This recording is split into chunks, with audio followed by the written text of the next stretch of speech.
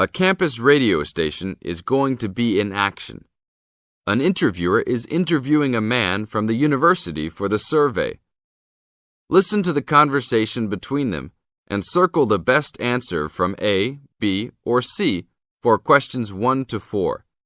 You now have some time to read questions 1 to 4.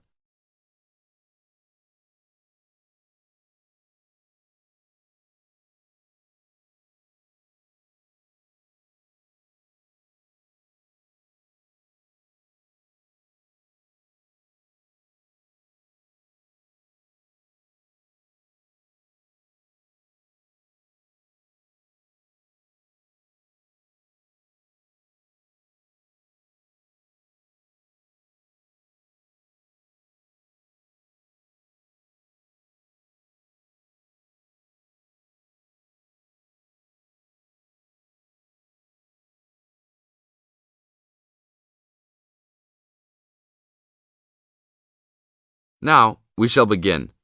You should answer the questions as you listen, because you will never hear the recording for the second time. Listen carefully and answer questions 1 to 4. Excuse me, I'm conducting a campus survey. Would you have time to answer a few questions? What's it all about? We're doing some market research for a new campus radio station starting in the next few months. That's okay. Sounds good. Great.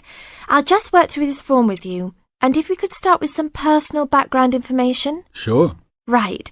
If I could have your age, please. 26. Okay, good. And are you a student, teacher, or in another job? Well, I'm a tutor, but I'm also a postgraduate student, so I don't know what you might call me. What do you think? Okay, well, I'm more of a teacher, really. Fine. And would you mind if I asked about your salary, or I could leave it blank? No, that's okay. It's $20,000 a year. Thanks. Right. Now about your current listening habits. What would you say is your main reason for listening to radio? Well, I'm usually busy during the day at work, so I usually only listen to the radio at night. It helps me relax and unwind, even if I'm studying. Good. And how many hours a day on average do you listen to the radio? Well, not a lot really. I'd say just over an hour all told. Now you have some time to read questions 5 to 10.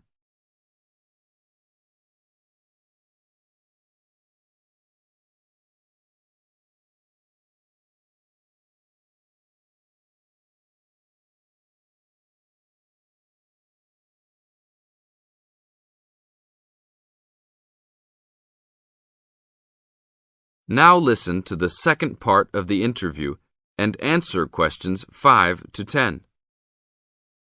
So, what are the 2 main times of the day that you listen to the radio? Well, for a little while around breakfast time, and then it tends to be later, after dinner, when I've finished any serious work I need to do. And what sort of radio programs do you like? I like the news, but I also like classical music. It helps me to relax. Fine. And turning to the new campus station, which type of programs would you prefer?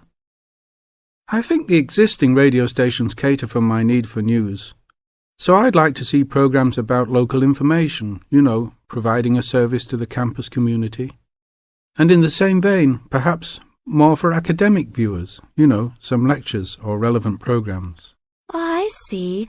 And if you had to give the new director some specific advice when they set up the station, what would you tell them? I think I'd advise them to be careful about the quality of the broadcasts. The sound system. There are a lot of radio stations and people can change their loyalty quickly if it doesn't meet their needs. I think they should do more of these kinds of interview too, talking with existing and potential customers. Oh, I'm pleased you think it's useful. Certainly, yeah. Good. Now, this station will not be fully funded by the university. So how often do you think it is tolerable to have adverts? I think, out of that list, I'd say every quarter of an hour. Of course, that's providing they don't last for 10 minutes each time. Oh, quite. And are you interested in attending any of the special promotions for the new station? Yes, I'd be happy to. as long as they're held on the campus or nearby. OK, I'll note that down. And finally, may we put you on our mailing list? Well, I prefer not, except for the information about the promotions you just mentioned. OK. Can I have your name and address? Of course. I have a card I can give you. Oh, great. And thanks a lot for your time, and we look forward to seeing you. Yeah, sure. Thanks. That is the end of part 1. You now have half a minute to check your answers.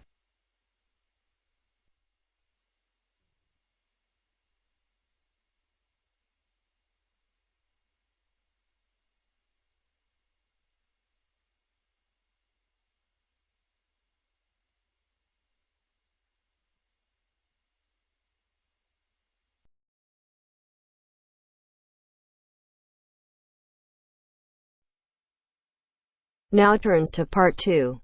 Part 2. You are going to hear a lecture given by a counselor. First, you have some time to look at questions 11 to 15.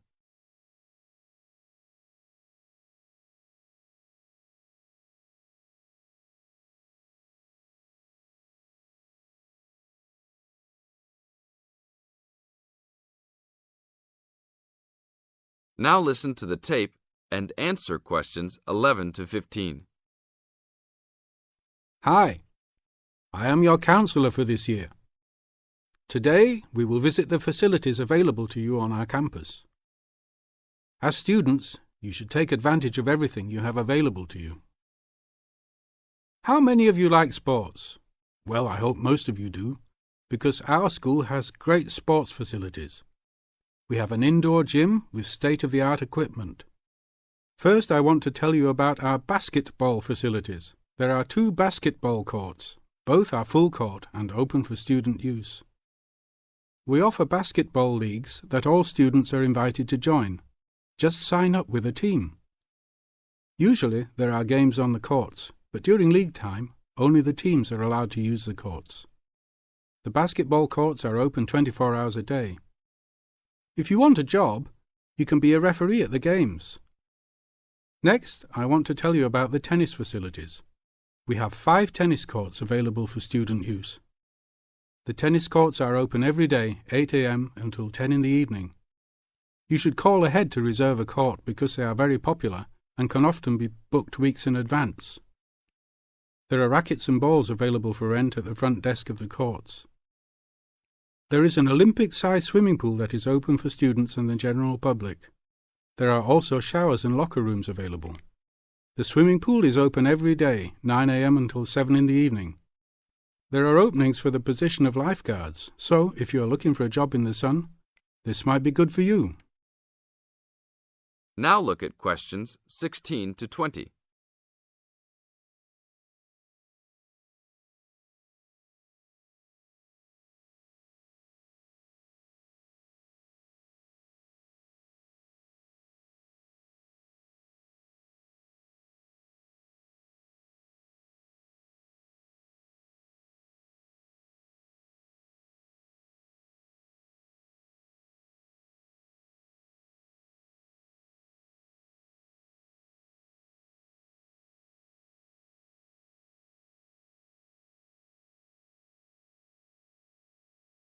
Now listen to the tape and answer questions 16 to 20. There are also 2 weight rooms and a gymnastics room. The weight rooms have all the standard equipment available. Please check with the gym to see the open hours because they vary from time to time. The gymnastics room is usually not open for individual users because there are almost always classes held in the room. However, if you are interested, you may sign up for gymnastics classes. Plus, if you like martial arts and boxing, we offer classes for everyone, from beginners to advanced students. Please check the schedule for availability. There is everything available, from Chinese wushu to Brazilian wrestling. I will talk for a brief moment about our library system. Our campus has 3 libraries available to undergraduate students, 1 additional graduate library and 1 faculty library. The libraries are open daily until midnight except for during testing periods, when the libraries will be open 24 hours. Please look on a map to see where the libraries are located. All students with a valid ID can check out books, with a maximum of 10 books at a time. Books can be checked out for a 2-week period and then renewed for 1 month maximum. After that, there is a $1 fine per week that the book is overdue. I will repeat that. There is a hefty $1 fine per week. So it is a good idea to return books on time. If you lose a book, then you will have to repay the library for it, plus a fine. If you damage a book, most likely you will have to repay the value of the book. So please, enjoy the library facilities, but take care of the school's belongings. The library is also equipped with 200 computers for student use. They are all internet ready and available for use. You must sign up at the library for 1-hour time slots. You may sign up for up to 3 consecutive slots at a time. No one can use the computers without first signing in at the library. That is it for now. Thank you for your attention.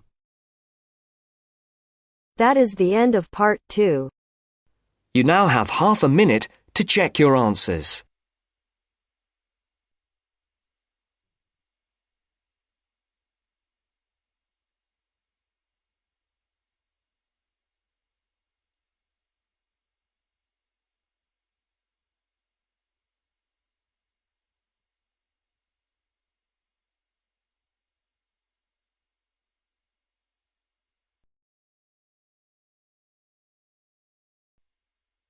Now turns to part 3. Part 3. I have with me today Matthew East, a registered osteopath and a supporter of alternative techniques in healthcare. Matthew, can you tell us more about osteopathy? First, you have some time to look at questions 21 to 26.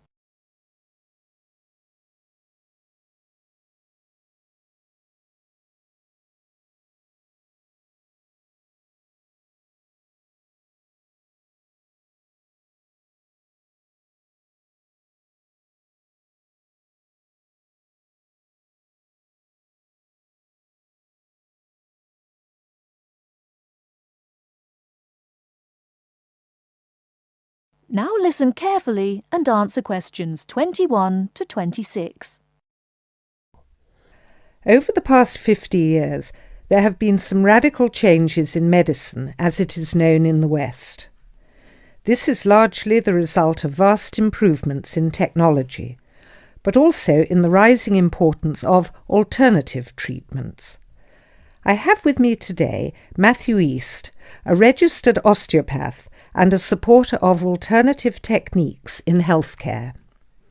Matthew, can you tell us more about osteopathy?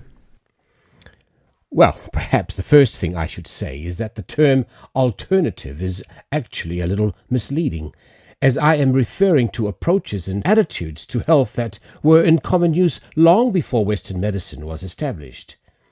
I prefer the term natural. Anyway, I'll begin by telling you a little about osteopathy. Basically, osteopathy is the manipulation of muscles in order to alleviate stresses and tensions that lead to pain. Now, unlike Western medicine, osteopathy considers the whole body, not just the affected area, and this is a very important principle of natural remedies. The whole body must be considered before a course of treatment can be decided upon. You see, the aim of therapies like osteopathy is not only to repair the body, but also to get the body treating itself. And this does not come from treating the symptoms. To give an example, I recently treated a 2-month-old baby who was screaming all day and was even worse at night. The couple had taken the baby to their doctor, but the only advice they were given was that the baby would grow out of it. However, the real problem stemmed from a difficult birth, which put pressure on the baby's neck. After 10 minutes of gentle manipulation, the pressure was released, and within 20 minutes the baby was quiet and calm for the first time.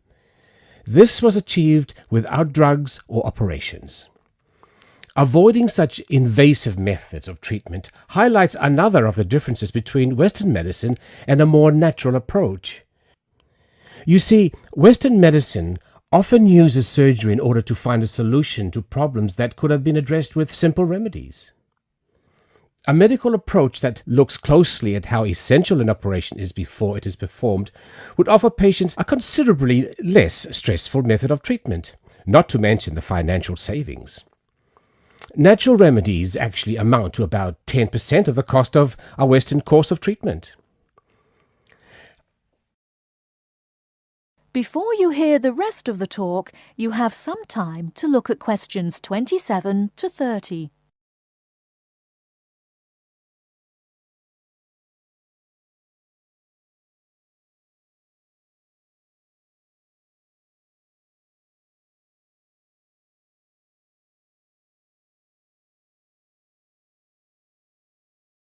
Now listen and answer questions 27 to 30.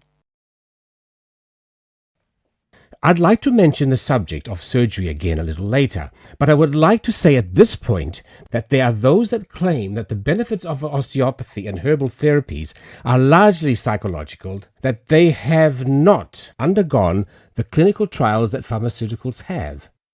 To answer that, you only need to look at the example I gave earlier of the baby that stopped crying less than an hour after treatment, but was obviously far too young to react because of purely psychological factors. Another example can be seen in the successful use of acupuncture in the treatment of animals.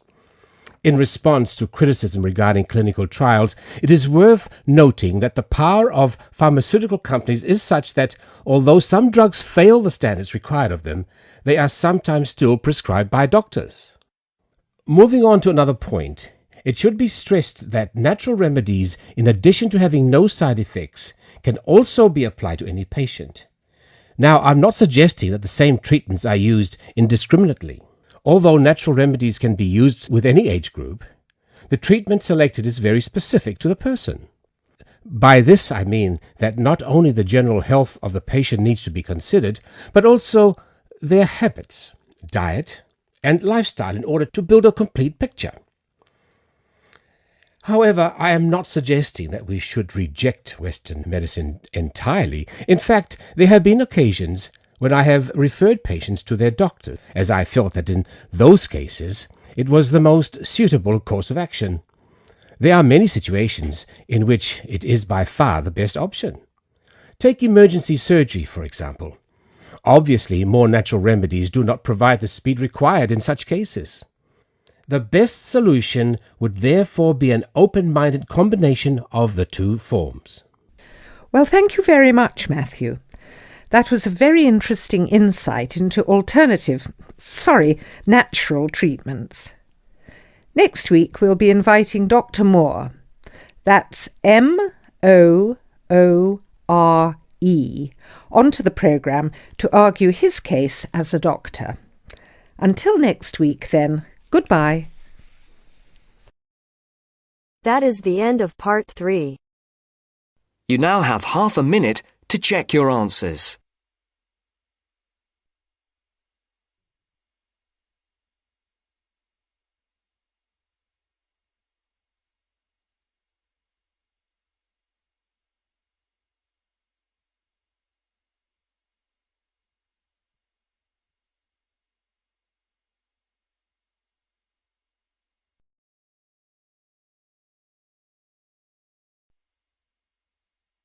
Now turns to part 4.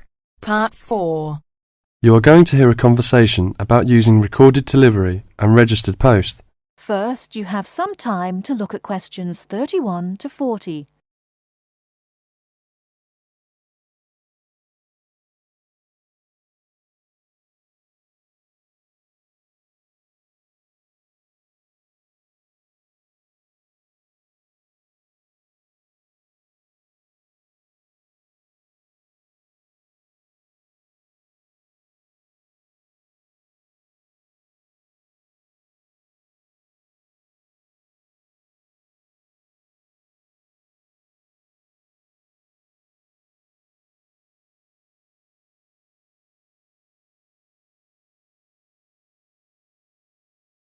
Now listen carefully and answer questions 31 to 40. Tom, where are you going? To the post office. I'm going to send some packets to Leeds. Do you know the best way to send them? Well, if your need is for a record of posting and delivery rather than compensation for loss, recorded delivery is particularly suitable for sending documents and papers of little or no monetary value. Well, what can we send for recorded delivery? All kinds of inland postal packets except parcels, airway and railway letters and parcels. The service does not apply to mail for the Irish Republic. I see. How do I post them? You should get a certificate of posting form from the container in the post office and follow the instructions shown on the reverse. The certificate will be your record of posting. Can I send anything in the post? No, you can't. You must not send banknotes, currency notes, and some valuable things because there is no special handling in the post. Recorded delivery mail is carried with the ordinary unregistered post, and there is no special security treatment. How do we use recorded delivery? Well, when your letter or packet is delivered, it is signed for by the recipient and a record is kept by the post office. The post office does not undertake to deliver recorded delivery or any other mail to the addressee in person, but to the address shown. You can obtain confirmation of delivery by completing an advice of delivery form either at the time of posting or later. This form will be signed by a post office official, not by the addressee of the recipient. A fee is payable, which is lower if the form is handed in at the time of posting. Is there any compensation for loss? Well, compensation is limited. Compensation may be paid for loss or damage, but will not be paid for money or any other inadmissible item. If you want a speedy service for articles of value with extra security of handling en route, and wish to have compensation in the event of loss or damage, you should use registered post. What can we send if we use registered post? Any first-class letter or packet except airway letter or railway letter. How do we post? What should we do? Well, you should make sure that the packet is made up in a strong cover and then it is fastened with wax, gum or other adhesive substance. Hand the packet to the post office counter clerk, together with the cost of postage and the registration fee. Do not post it in the posting box. Make sure that the fee paid is adequate to cover the value of the content. The counter clerk will give you a certificate of posting which he has initiated with the date stamped. Is there any special security for the registered post? Yes, all registered mail receives special security treatment. Packing is very important because registration is not in itself a safeguard against damage. The contents of registered packets must be adequately packed. How do we pack then? Do we have to use special envelope? Yes, you have to send the articles in one of the registered letter envelopes sold by the post office.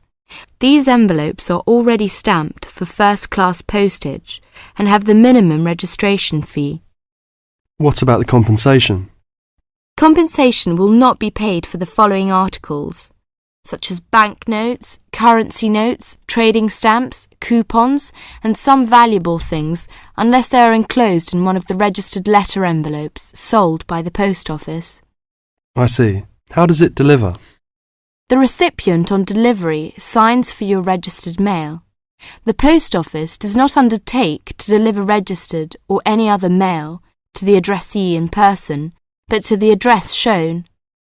You can obtain confirmation of delivery by paying an additional fee and completing an advice of delivery form, either at the time of posting or later. If you require the recipient's signature on the advice of delivery, the form must be handed in at the time of posting. Otherwise, a post office official will sign the certificate. The advice of delivery fee is lower if the form is handed in at the time of posting. Thank you very much for all this useful information. That is the end of part 4. You now have half a minute to check your answers.